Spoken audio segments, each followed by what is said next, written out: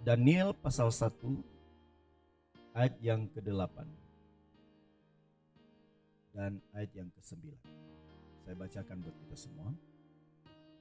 Daniel berketetapan untuk tidak menajiskan dirinya dengan santapan raja dan dengan anggur yang biasa diminum raja.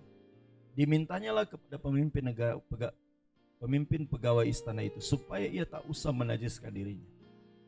Maka Allah mengaruniakan kepada Daniel kasih dan sayang dari pemimpin pegawai istana itu. Saudara yang kekasih, cerita ini sangat populer. Kisah tentang Daniel ini sejak dari anak sekolah minggu sampai kepada tingkat remaja, pemuda, bahkan sampai kita hari ini. Begitu sangat populer tentang cerita kehidupan yang luar biasa. Kalau kita bisa menggambarkan kehidupan Daniel ini untuk dunia sekarang ini saya kayak seperti dongeng. Karena sepertinya sesuatu yang sangat tidak mungkin untuk bisa dilakukan. Tetapi itulah sebenarnya kenyataan, realita kehidupan ketika seseorang mau mengasihi dan mencintai dia. Di mana tidak ada pilihan yang lain yang dapat dia lakukan selain memberi hidup bagi Tuhan.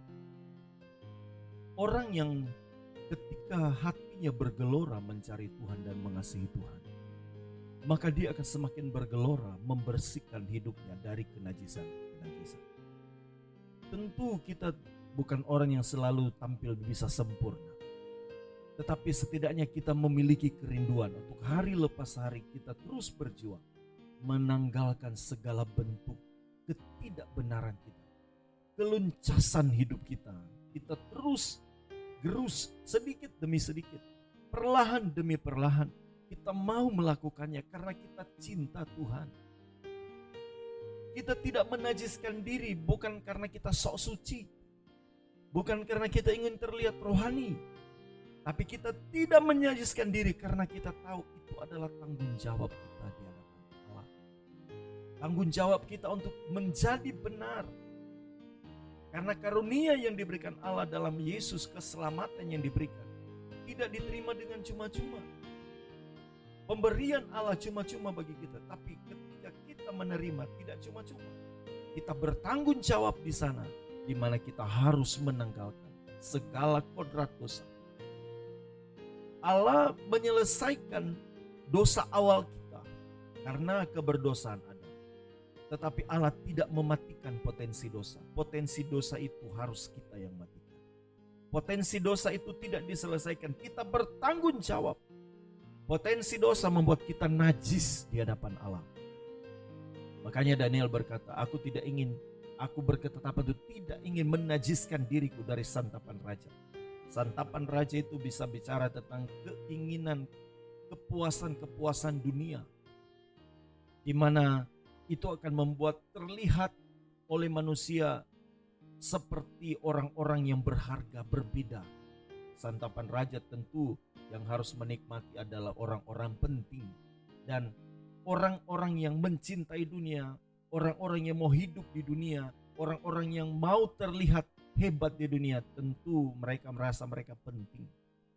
Santapan raja itu adalah sesuatu yang menajiskan. Artinya setiap orang yang mencintai dunia, setiap orang yang rindu ada kebanggaan-kebanggaan dunia, sebenarnya dia sementara menajiskan dirinya. Tapi kita memilih sama seperti Daniel, tidak menajiskan diri. Bukan karena kita tidak mampu. Ada orang memang tidak menajiskan diri, tidak melakukan hal-hal dosa atau melakukan sesuatu yang sifatnya ada kepuasan jasmani di sana karena membutuhkan uang dan dia punya uang, dia punya kekuasaan untuk bisa menikmati semua itu. Tetapi dia memilih untuk tidak melakukannya. Daniel punya kemampuan untuk bisa menikmati karena pada waktu itu memang dia wajib, layak sepertinya untuk bisa menikmati santapan raja. Tetapi dia tidak mengambil keputusan itu. Dia berketetapan untuk tidak menajiskan dirinya. Mungkin ada orang yang tidak punya kemampuan, kekurangan sampai dia tidak bisa meraih kepuasan itu. Tetapi dalam kekurangannya itu pun saya bisa meyakini dia punya keinginan untuk seperti itu. Maka itu juga salah. Berarti ada hasrat untuk mau menikmatinya. Sedangkan orang yang punya kemampuan, tetapi dia mau bertekad untuk tidak menajiskan diri, ini luar biasa. Kalau saudara punya kemampuan untuk bisa menikmati kenyamanan dunia, bisa menikmati zona di mana kita bisa berlenggang di dalam keduniawian, saudara bisa, saudara punya kemampuan, saudara punya uang, jabatan, tetapi saudara tidak berketetapan untuk tidak menajiskan diri dengan hal ini, saudara berbahagia. Karena inilah kerelaan kita melayani Tuhan. Inilah kerelaan kita, saudara. Saudara dan saya rela hidup untuk tidak menajiskan diri. Karena kenapa? Kita mengasihi Dia dengan sepenuh hati. Ada anak-anak muda punya kesempatan untuk dia bisa nongkrong lama di pergaulannya. Dia bisa nonton berlama-lama, main game berlama-lama. Dia bisa punya banyak kesempatan, tetapi dia memilih tidak menajiskan diri. Ada anak-anak muda yang mungkin punya kesempatan untuk nonton film yang tidak berkenan, terus dia bisa mempermainkan perempuan atau perempuan bisa mempermainkan laki-laki. Dia punya kemampuan dengan kegantengan, dengan kecantikan dan lain sebagainya, tetapi dia tidak menggunakan itu karena dia tidak mau menajiskan dirinya. Itu berharga di mata Tuhan. Itulah pengorbanan kita. Itulah perjuangan kita. Maka dari hal ini saya mau simpulkan buat kita. Jangan pernah berhenti mengasihi Tuhan. Jangan pernah berhenti, dan tanda orang yang mengasihi Tuhan tidak menajiskan dirinya. Walaupun dia punya kemampuan, walaupun dia bisa melakukannya, tapi dia memilih berketetapan hati tidak menajiskan dirinya. Ini yang dibanggakan di hadapan Allah. Inilah kebanggaan kita karena kita melakukannya bagi Tuhan.